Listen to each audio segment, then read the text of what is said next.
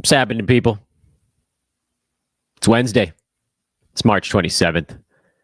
Baseball season starts tomorrow, which I'd say this every year on the Wednesday before the Thursday before of baseball season starting, and I have no idea if even one of you out there gives a crap.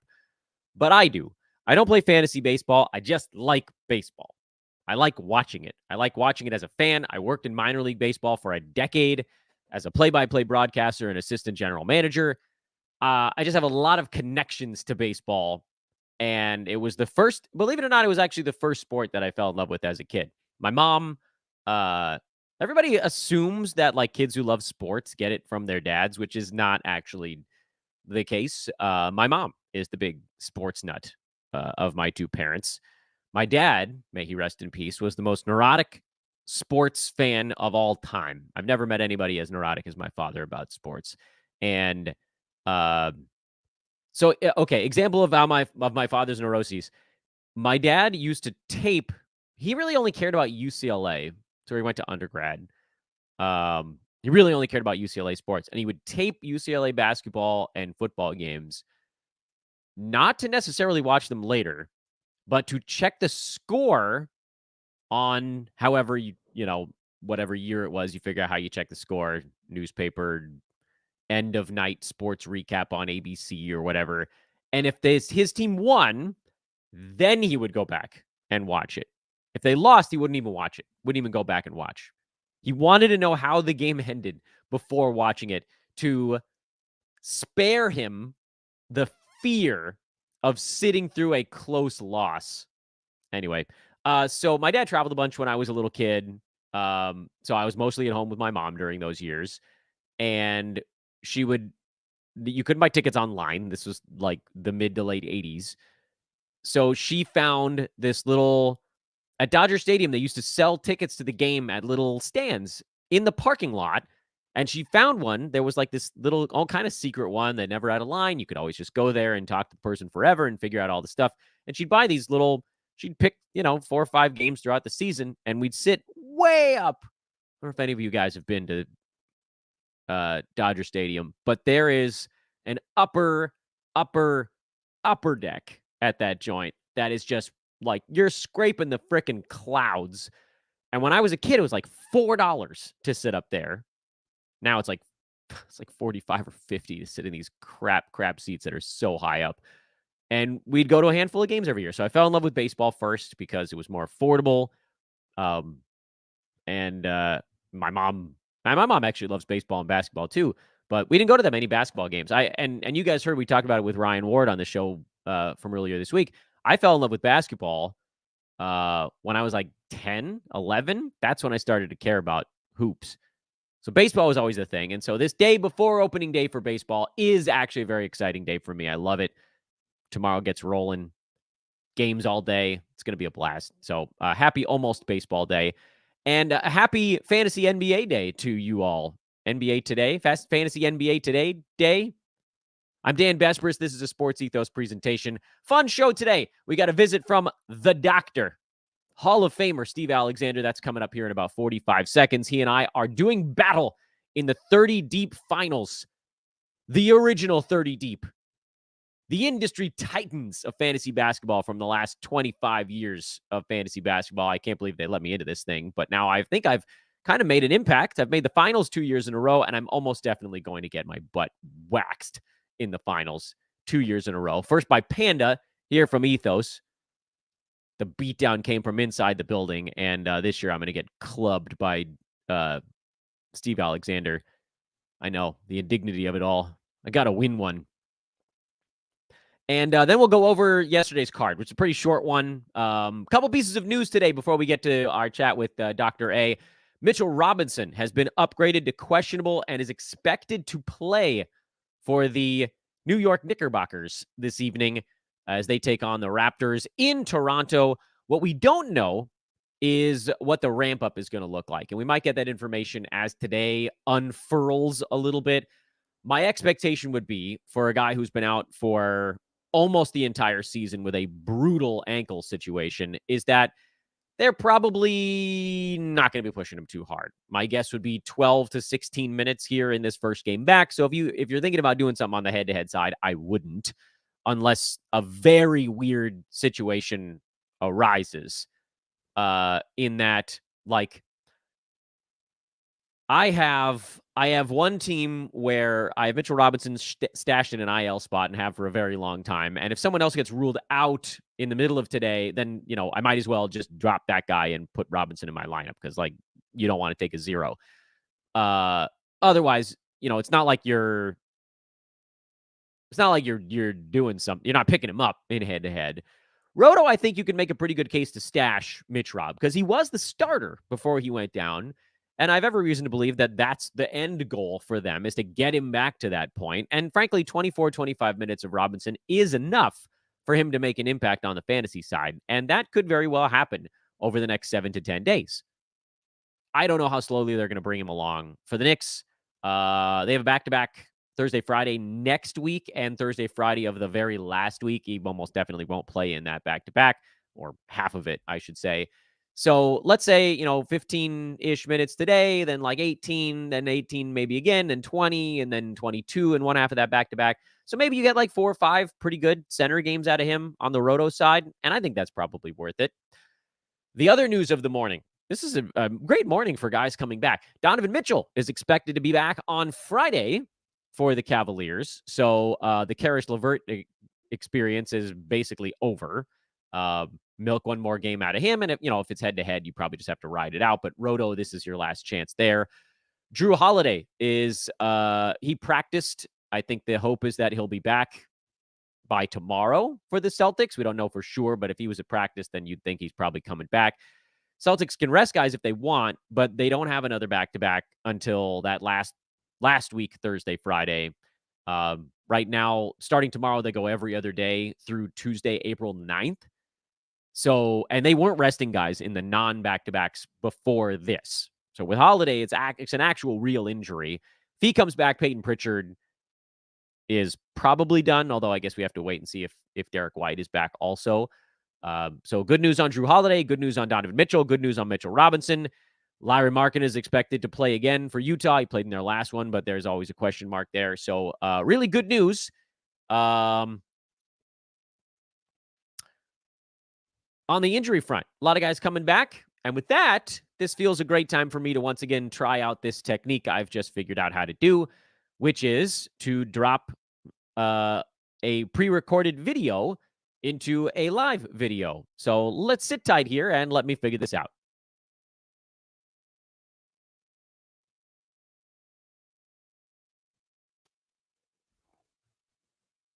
My tech skills are through the roof right now. I'm recording hits in video and audio at the same time.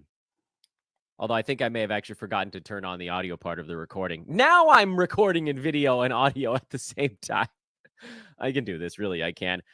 Very excited today to bring on the person who's about to. I was going to try to use like the kids lingo, but I would totally mess that up. I was going to say that you were going to sun me. I think sunning someone, that's like a thing, right? The kids these days with their words. The great Dr. A, recently inducted into the Hall of Fame, is now going to wipe the floor with me in 30 Deep. So I figured I'd have him on the podcast so he can clown on me in person. Steve, what's going on, man? How are you? Sunning somebody, is that anything like a Victor Wembanyama dad block?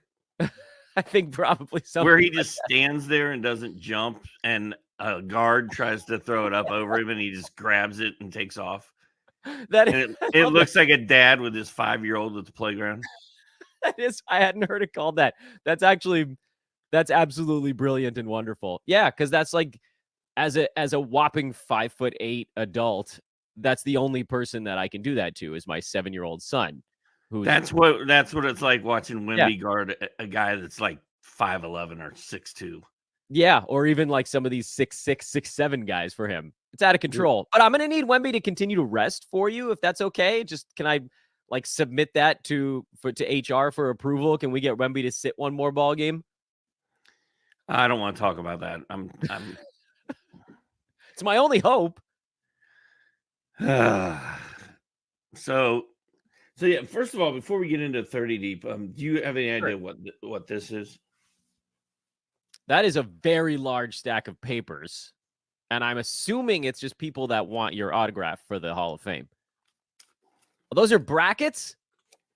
It's my it is my hand graded 130 person NCAA bracket pool. Oh Lord, what have you done?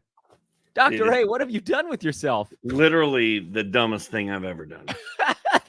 You need to get somebody to set up some sort of online submission process that can take care of this for you. This is your whole day. Is there something like that? Is there a website out there that could actually run that for me? Probably. There's a million, Dan. I know. Friends, viewers, if you'd like to set up obviously you could like have them do it through a thing, but if you want your own, there's probably someone watching or listening that could just set that up. Like the official Dr. A bracket. When I started this pool, when I moved here, there were like 15 people in it, and half of them were just, older country folk that didn't have cell phones or didn't have the internet. And we were like, we're just going to make this paper and cash, and that's the way it's going to be. We're going old school. And that was 20 years ago. And now there's 130 people in it, and it's still old school. And every year I'm like, nope, I'm not doing this next year. We are going online. You can pay however you need to pay. But for some reason, I keep getting sucked back in because I write this crazy email after every round. Beautiful. That breaks down all the standings and makes fun of all my friends. And people seem to really like that. But oh yeah, it's big too much, dude. I don't even have time to make fun of people anymore. I'm just trying to get the information recorded in like 9 hours, and it's awful. You need a steward, some sort of ward to help you with the paperwork here. That way you can focus on the clowning email, because that's what people are all in it for. Let's be honest. I need like an auditing team. Yes, you do. All right, you guys heard it out there. Or you will. It's a recording, so eventually you'll all hear it. You guys want to help Steve with auditing brackets? Hit us up.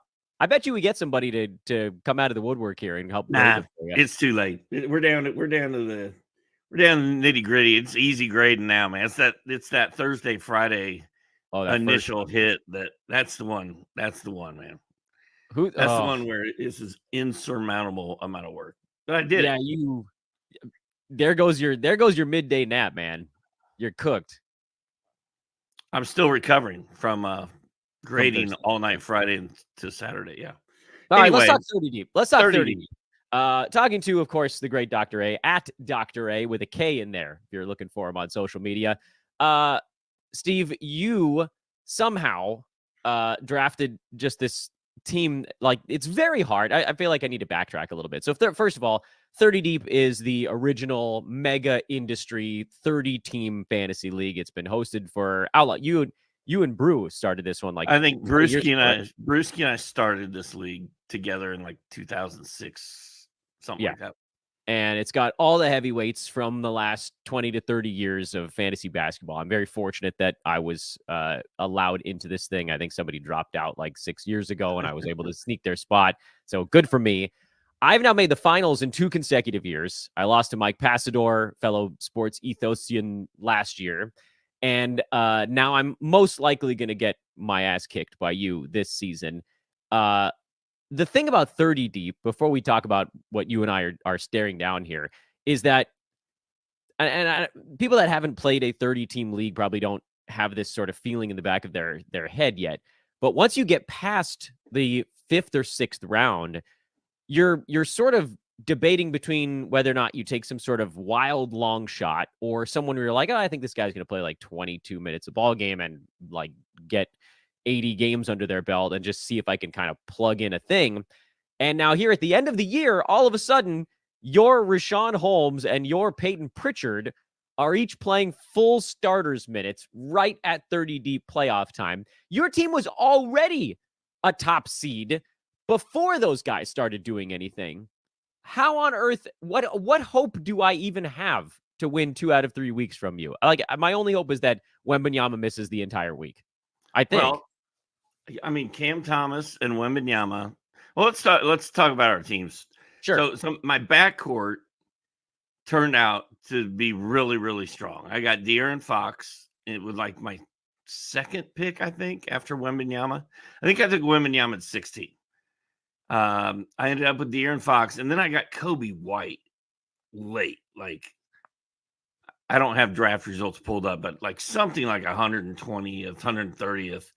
And Kobe White has had a great year for the Chicago Bulls. So my point guards are Fox and White, and that's tough to beat in this league because it's hard to get two really good point guards if you don't take them early. And then I took a flyer on Cam Thomas, and he's nothing but points, but when he plays, he racks them up. And then Austin Reaves for the Lakers, nice little mid pick for me. And then it's so well rounded because I only have Wembanyama, but I took Zach Collins, who when Wemby sits, Zach Collins is pretty good, and they played together for a lot of the year as well. I picked up Richaun Holmes somewhere along the way, and I don't know how or why, but he became relevant like 8 games ago, a couple weeks ago. At the perfect moment. By the way, I'm looking at the draft results now. Your mid draft is just destroying in a way that, like, so you got Kobe White at 126, and Zach LaVine was out 3 weeks into the season, so that one immediately became a monster. You got Cam Thomas at 186, and then immediately he stepped into a bunch of stuff. Peyton Pritchard you drafted at 235, and all of a sudden now he's a Goliath. And like you said, we picked up Richaun Holmes. Austin Reaves you got it at 66, De'Aaron Fox at 36. We have third round reversal in that. Zach Collins at 115. So like, you got this reasonable base, and then you rounded it out with hits in the 5th, in the 7th, now in the 8th, and the pickup. Like, yeah, I mean, your middle. So you add Peyton Pritchard with no Drew Holiday to Kobe White and De'Aaron Fox, and like that's going to be tough. That's going to be like, if I'm healthy, this team is almost impossible to beat, I think. Yeah, that's what I'm staring down the barrel of. My only hope, and I don't know, people, do I even want to say my team is fine. So it's weird to say that about a team that's in the finals right now. My team is fine. I do what I always do in 30 deep, which is I draft generally older guys that have fallen too far. And it works. Basically every single year I'm in the top. I'm in the playoffs because they're going to be like decent enough. I'm generally never going to have a terrible team. So Kyrie, I got at 14, DeMar at 47, Brook Lopez at 77, Chris Paul at 104, Jaden McDaniels at 137, KCP at 164, Alex Caruso at 197 was probably my best pick in there. And then Pat Connaughton at 224. My starting 8 for our playoff battle is my top 8 picks from draft night. I don't know that I basically didn't pick up anybody all season long, and I basically didn't drop anybody all season long. My hope was that someone like a Trey Lyles, who was hurt to start the year, would do some stuff, and he did. Now he's hurt again. And Kevin Love was kind of a flyer, but like, I took a bunch of older-ish dudes that were getting drafted a little bit too late. And again, I just kind of floated my way to a solid regular season record. I was the 1 seed for a while, and then Kyrie got hurt, and I fell to the 3. But I've plowed my way through the playoffs. But my team just doesn't have any of that upside. None of my like 7th, 8th, 9th round guys just dramatically turned into monsters 2 weeks ago. So I have no idea how do I have a shot? What I needed was for Richaun Holmes and Peyton Pritchard to stop being awesome for you, but that doesn't appear to be something that's about to happen unless Drew Holiday comes back for the Celtics. Or it's funny, man. So many people in this league are making moves like all the time. They're picking up guys, dropping guys, or picking them up, and they're literally like these scrubs from the bottom of the earth that half of us have never even heard of. Like that dude that's playing for is it the Pistons right now? That guy that's got the impossible name to say. Talon, oh yeah, I don't even Tombo or something. I butcher it every time. I need to go and I got to listen to their broadcast team do it. What I'd love is for every team to send out a pronunciation guide to the world so we know that we're getting it right. Like Koulibaly was one that took a while before everybody knew where the accents were on that. But yeah, like I don't do those pickups. Frankly, I don't have time for them. I made one move in 30 deep this year. It was on November 27th, Richaun Holmes, right? I dropped Joe Harris and picked up Richaun Holmes. And it could not have worked out any more perfectly. Got traded, still didn't play. Richaun Holmes just wrecked Joe Kaiser last week in our Final Four matchup. Like Richaun Holmes had such a great week last week. He's off to a great start against you this week. Yeah, 14 and 15 with a steal and a block on great percentages. He's crushing people. He has 45 rebounds in his last 3 ball games. This is a guy who be lucky. Play. You gotta be lucky in 30 deep, man. I mean, honestly, I think you'd probably still beat me even if Richaun Holmes wasn't going nuts right now. But I feel like I would at least have a fleeting prayer of getting through it without an injury to your team. I right now, my prayer as I look at the standings is I got to win both percentages. I don't think I have any shot without winning both. Steals, threes, turnovers is probably like my best path, or maybe assists, turnovers, because I don't think I've won turnovers in one matchup all year. Yeah, I'm losing those right now, but only because Wemby and Cam Thomas sat out on Monday. Correct. So that would flip, but also if those guys played, you'd be beating me in 3-pointers, so that would also flip. I would also be chasing you pretty hard in assists if Wemby and Cam are playing. Yeah, that would probably be around a tie. I think I'm up 9. Yeah, I'm up 9 right now. Those guys together probably would have gotten pretty close to that, I would think. Somewhere between like 6 and 12.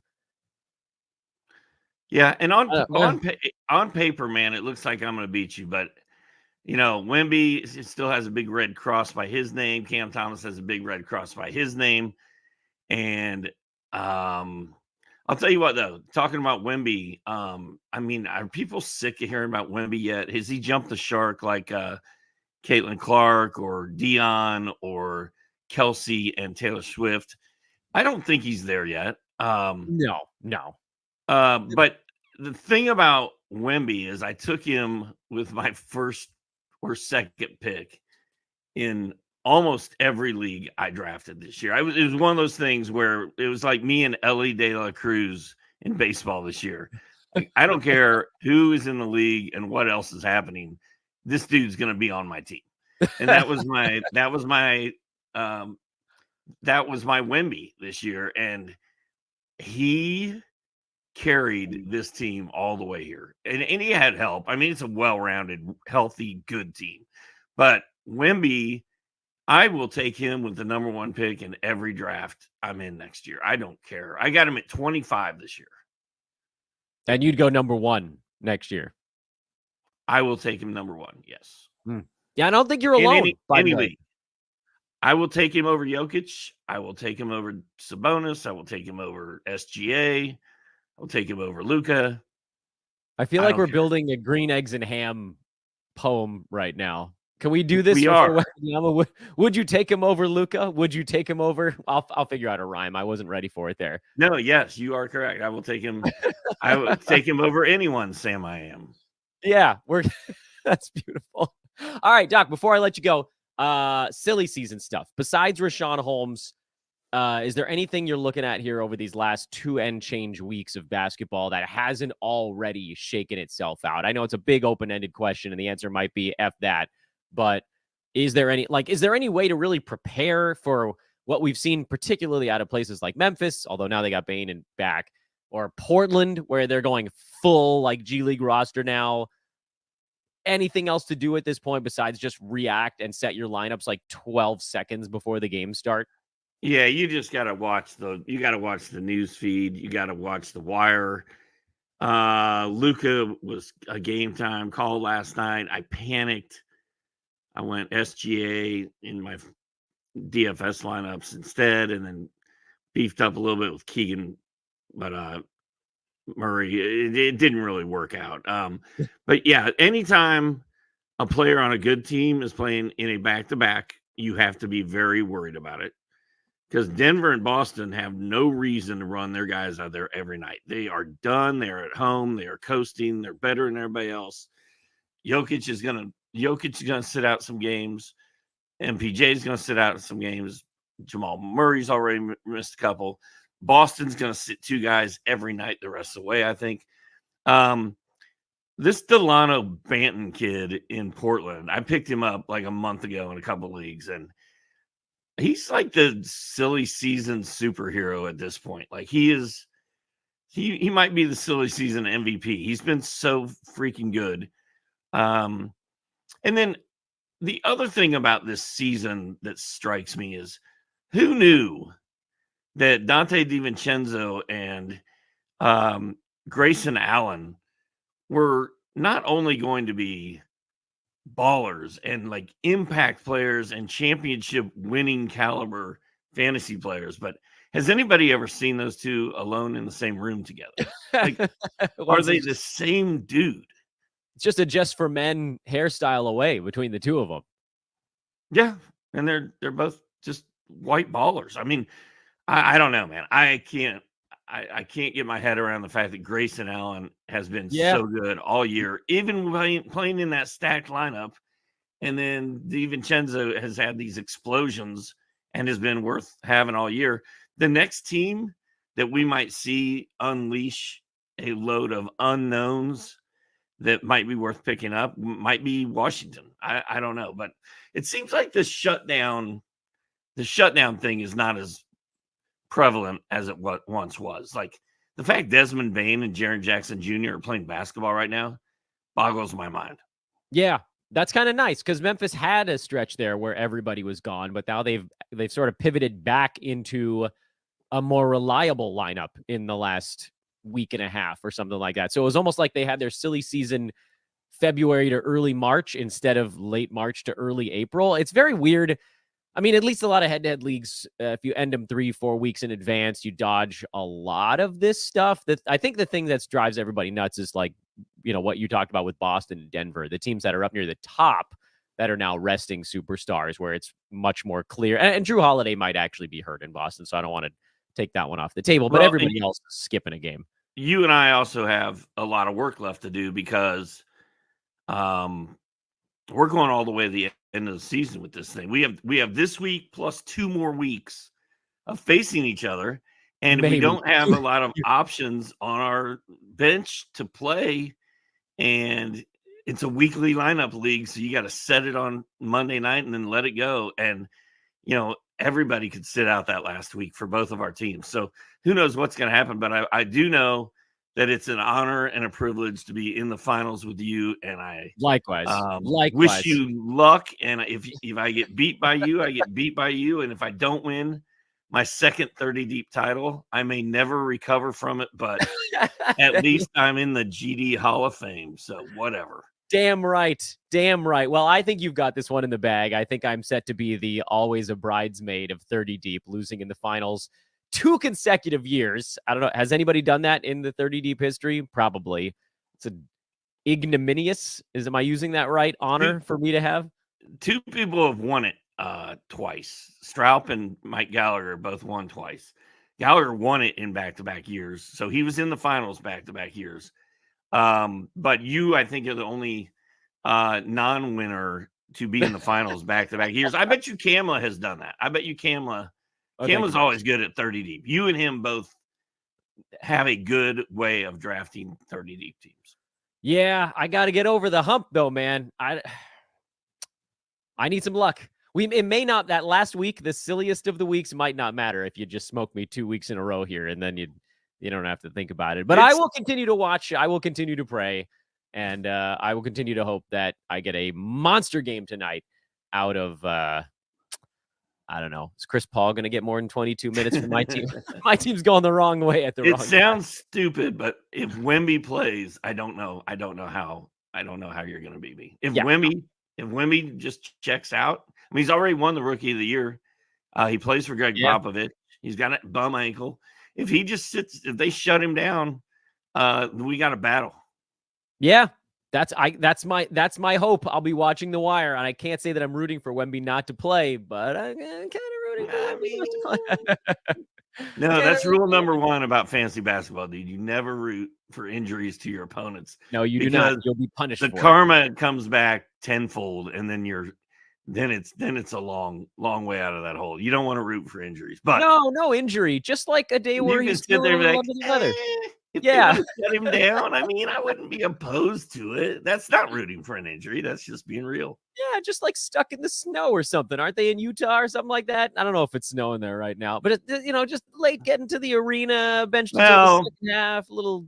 Unfortunately, Wemby has got a little better mind, a little head on his shoulders than DeAndre Ayton. A little snow in the driveway is not going to keep him away from an NBA game. I know, damn it, I know, but a man can dream. Well, he can dream. He is the great Hall of Famer, Dr. A, Steve Alexander, as we do battle in 30 Deep. Dr. A, thank you as always, my man.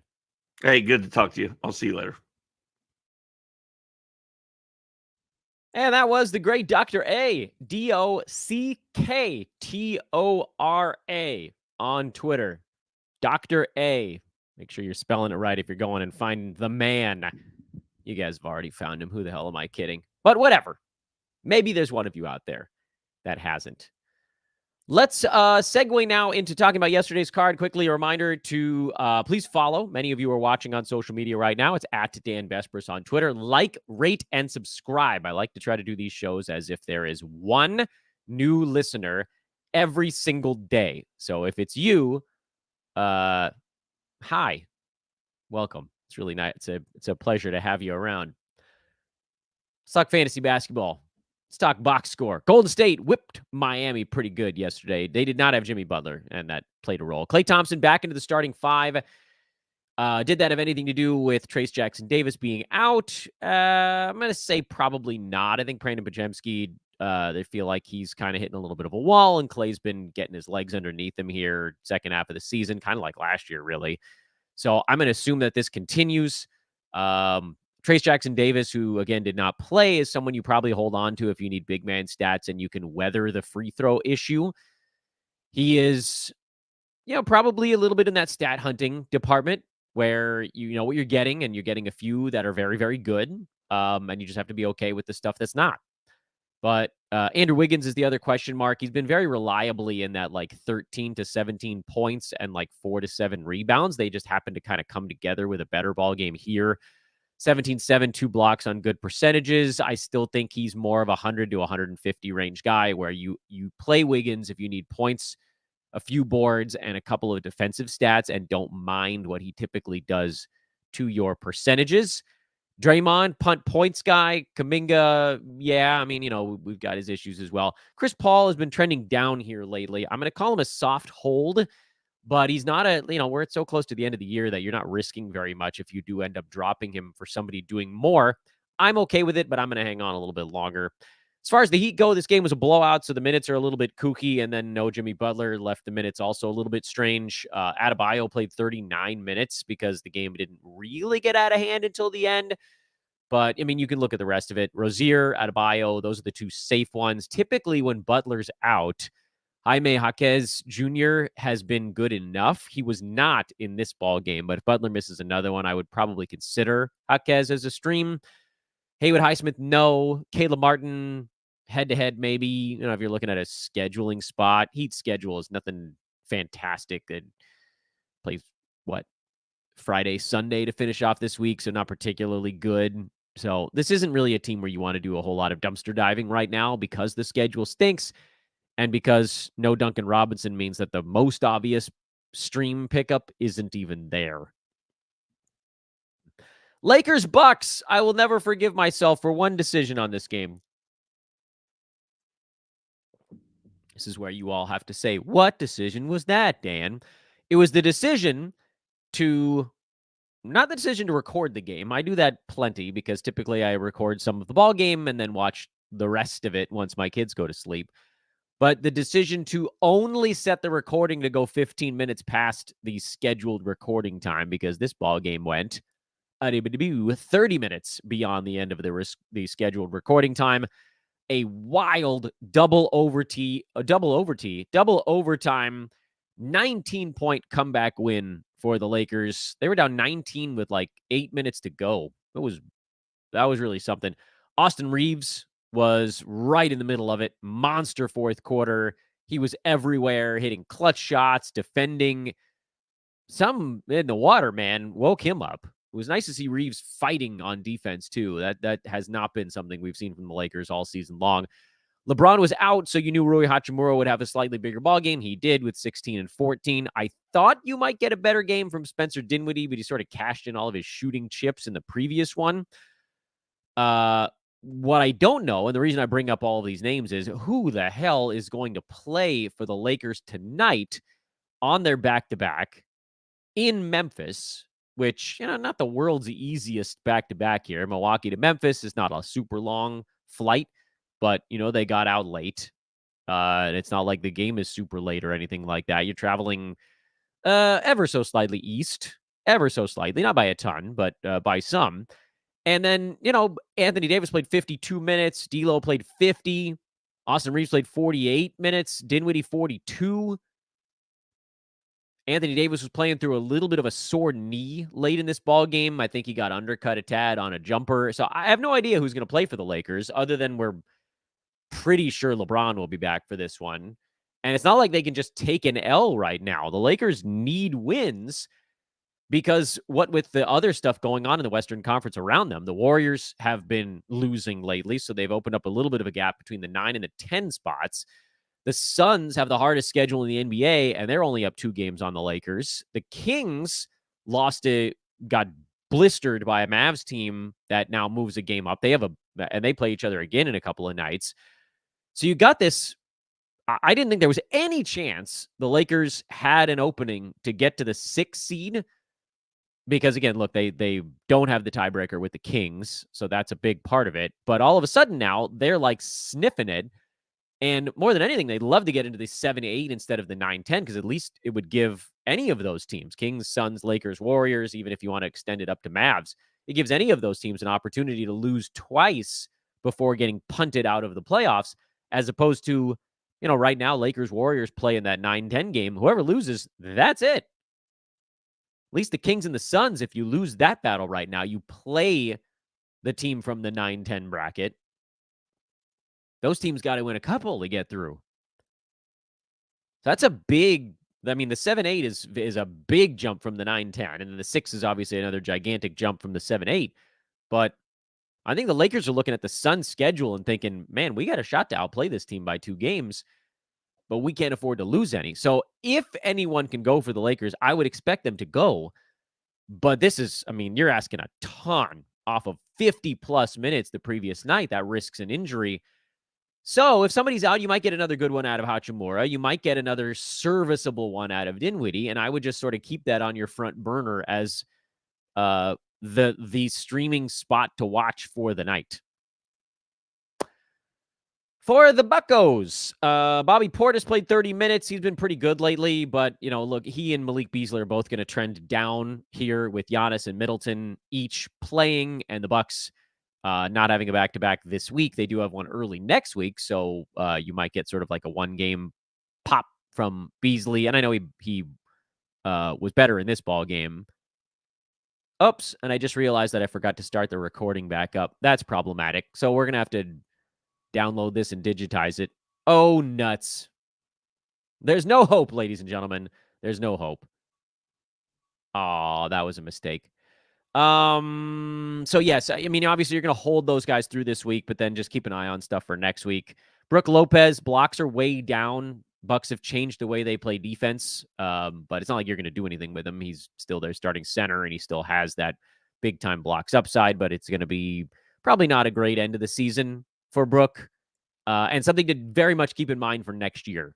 If they're not just exclusively dropping him into the paint every time on defense, then the blocks numbers are just not going to be as high. OKC with the win over New Orleans. Shai Gilgeous-Alexander injured his quad in this ball game. It doesn't sound like a major thing, but they are on a back-to-back now, home to take on a Rockets team that's been surging. So keep an eye on that. If Gilgeous-Alexander sits it out, do you maybe look at Lou Dort one night play or a Josh Giddey one night play? I think the answer is maybe. I'm always a little bit reticent to drop these guys into a lineup, not knowing exactly what you're going to get out of them. Head-to-head, it's an easier call than roto, but head-to-head, you don't want to use a roster move on it. There's just sort of a lot of shots that get distributed among other people. And usually Dort takes enough of them when Shea's out where he's, top 100, 125 range, and Giddey would probably be in that range as well. So you could probably do it if you're stat hunting what they provide. For Giddey, it's typically rebounds, assists. That's sort of usually the kind. I know he scored a bunch in this game, but we have to talk about what usually happens. And then for Dort, it's mostly points and threes when he's doing sort of the fill-in job. So again, category hunting, think about it, but make sure the status on Shea before anything else happens. Jose Alvarado left this ball game early, which is a shame because I have him on a couple of Pelicans midweek light day streamer situations. The Pelicans, first of all, okay, so you've got these fringy dudes that you're playing because they go Tuesday, Thursday, Saturday. But on top of everything else, you've got Jonas Valanciunas, who played 11 minutes in this game, and we've officially bottomed out on him. You can drop on JV, mostly because there's just not enough season left where even if it got turned around, it would really hurt you all that bad. But you'll hold him through the Tuesday, Thursday, Saturday thing, because what the hell else are you going to do? Larry Nance, Najee Marshall, Alvarado, if he plays, these guys are all perfectly playable for the good schedule this week, but typically you're just going with the main four in roto. Keeping one eye on Nance, because typically if he's going to play 30 minutes, he usually puts up fantasy value. He just didn't in this particular ball game. You're watching the minutes. You're not watching the end result of each individual ball game. And then Dallas blew out Sacramento. This game was over relatively early, although Luka and Kyrie each at least did get over 30 minutes, so that kind of salvaged it. I'm going to say salvaged. They each had pretty good ball games in 30-some-odd minutes. Tim Hardaway's had two good ones in a row. I don't care. I don't. Daniel Gafford, only 22 minutes here. Part of that, again, was blowout related. He's a hold. For the Mavericks, they had that back-to-back to start their week, and now they go into a couple of days off. They still have two more games this week, so it's not like it's the end of the world if you wanted to hold head-to-head streamer-level guys on that club. But as far as games cap players, it's just Luka, Kyrie, and Gafford. And finally, for Sacramento, if you're talking about games cap, you got Fox, you got Keegan, you got Sabonis. Malik Monk has very much slowed down when he hits these quieter stretches, these poor shooting stretches. That's when you got to be really careful. I like the minutes are still there. And, with Kevin Huerter out, it's tough for me to say, don't play Malik Monk. But I don't think it'd be the craziest idea in the world to just wait until he warms back up again if you're going games cap style. And then Keon Ellis, finally, the other stuff, 10, 4, and 2, but no defensive stats. A little bit weird there. I'm going to give, with Roto, I'm going to play Ellis where I badly need steals and blocks, or even where I kind of need steals and blocks, is he has the upside to get a crap ton of them. And he'll usually hit you 1 to 2 3-pointers a game as well. Head-to-head, Sacramento also still has a couple games left this week. So if you're streaming them before, you might as well just sort of see it through, because no one has one game and nobody has 4 games left this week. It's all 2s and 3s. So there isn't much to gain on the head-to-head side by making a move. Roto, again, with Ellis, you're category hunting. With Monk, you're kind of category hunting too, mostly points and some assists. Not sure either of those guys. Ellis certainly has the potential to be inside the top 100 just because of how crazy the defensive stats are. Monk is much tougher for him to roll hard inside the top 100 if he's not scoring a ton. But it's very hard this time of year for me to definitively say someone is in and someone is out. If they're even decent, then some teams need Ellis and some teams need Monk. I prefer Ellis because I prefer attacking certain categories and not, again, like where he hurts you is mostly points. Monk has the potential to hurt you in a lot of places. That's why that lower floor scares me a little bit more.